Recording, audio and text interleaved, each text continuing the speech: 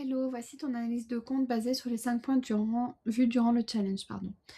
Par rapport à la photo de profil, alors j'imagine que c'est ton logo. Le problème, c'est que c'est assez sombre sur un fond qui est déjà très sombre. Il faut se dire que la plupart des personnes utilisent leur téléphone portable pour aller sur les réseaux, du coup ça s'affiche en tout petit, j'ai peur qu'ils voient pas grand-chose.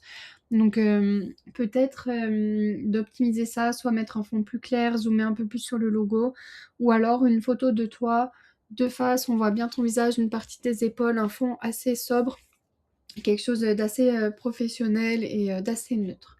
Par rapport au nom du compte, c'est un peu long, mais ok, pourquoi pas.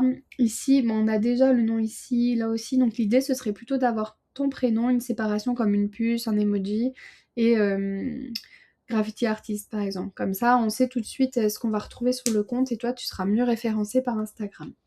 Ici, il faudra venir faire du tri dans le nombre de personnes que tu suis pour être abonné à moins de personnes que le nombre de personnes qui te suivent. Donc faire du tri ici. Par rapport à la bio, va falloir enlever le lien vers Thread et ici définir qu'un seul lien pour que ce soit vraiment simple et préciser l'appel à l'action. Tu vois, par exemple, ton graffiti ici avec l'emoji qui pointe vers le bas. Comme ça, c'est simple pour les personnes, elles savent ce qu'elles doivent faire et ce qu'elles vont obtenir en cliquant sur le lien.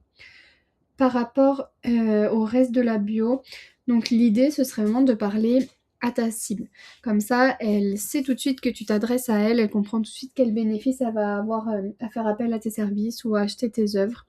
L'idée, c'est que vraiment en un coup d'œil, on comprenne à qui tu t'adresses, ce que tu proposes, ce qui te différencie des autres qui proposent le même type d'art ou de prestation, euh, que ta bio, elle soit suffisamment impactante, marquante, pour qu'on comprenne tout de suite la valeur de ce que tu proposes et que si un jour j'ai envie d'avoir des graphes chez moi, je passe par toi et pas par quelqu'un d'autre. Donc vraiment venir optimiser ça.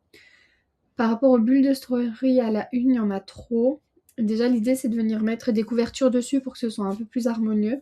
Et ensuite, d'en retrouver trois. Une pour te présenter toi en tant que personne, vraiment comme si on faisait ta rencontre, qu'on allait boire un café avec toi pour venir créer un lien humain avec toi.